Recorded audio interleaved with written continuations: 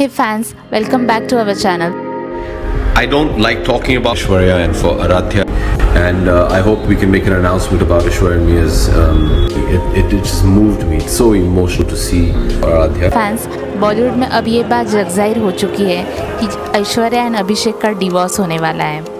Recently omega watch event में अभिषेक बच्चन को spot किया गया था एंड उस समय हमने देखा कि अभिषेक ने अपनी वेडिंग रिंग उतार दी है और अभी आर्चीज के प्रीमियर में जब ऐश्वर्या रॉय को स्पॉट किया गया तो ऐश के हाथों में भी वेडिंग रिंग नहीं थी।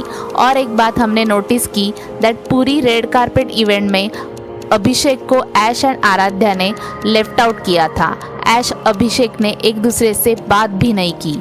उससे साफ जाहिर होता है कि बच्चन फैमिली मीडिया के सामने सब कुछ सही है ऐसा जताना चाहती है, पर असल में इनका डिवोर्स कंफर्म होने वाला है। पर इस डिवोर्स के पीछे बहुत सारे रीज़न्स हैं और सबसे बड़ा रीज़न है अमिताभ बच्चन की बेटी श्वेता बच्चन। जी हाँ दोस्तों, श्वेता बच्चन अभिषेक एंड ऐश्वर्या की शादी से कभी खुश नहीं थी और उसका रीज़न ये था कि श्वेता बच्चन एंड करिश्मा कपूर बहुत अच्छे दोस्त थे और आज भी है। आपको ये ज़रूर पता होगा कि अभिषेक ऐश्वर्या की शादी से पहले अभिषेक की करिश्मा कपूर के साथ सगाई हुई थी। तब जया बच्चन उस सगाई से खुश नहीं थी, फिर भी बेटे की जिद के आगे वो झुक गई थी। तभी करिश्मा की माँ बबीता कपूर अभिषेक एंड करिश्मा के रिश्ते के बीच आई और बबीता ने कहा अभिषेक का करियर अभी स्टार्ट हुआ है, उसको खुद की आइडेंटिटी एज अ हीरो बनाने दो, देन हम इस शादी के बारे में सोचेंगे। क्योंकि दैट टाइम अभिषेक की अमिताभ के बेटे के अलावा कोई आइडेंटिटी नहीं थी। इस बात की वजह से जया बच्चन काफ़ी हर्ट हो चुकी थी।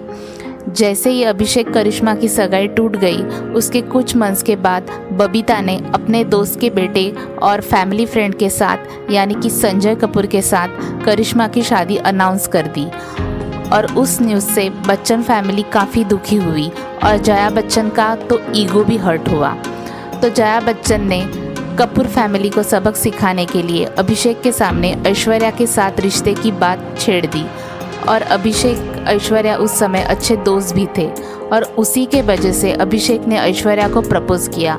ऐश्वर्या उस समय सिंगल थी और अभिषेक बच्चन का रिश्ता ऐश्वर्या के स्टेटस को भी मैच कर रहा था, तो ये शादी हो गई। पर इस शादी से श्वेता बच्चन खुश नहीं थी।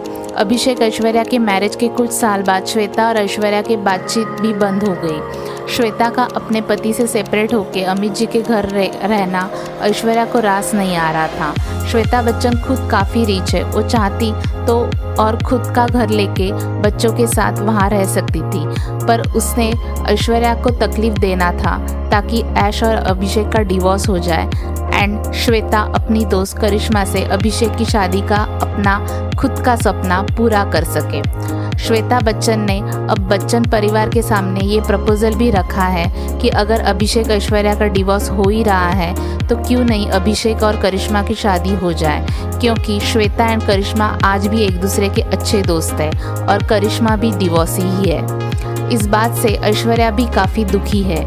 फैंस, ओवरऑल हम यही कह सकते हैं कि श्वेता का खुद के पति से सेपरेट होकर बच्चन परिवार में आकर रहना ही ऐश्वर्या अभिषेक की शादी टूटने का सबसे बड़ा रीज़न है।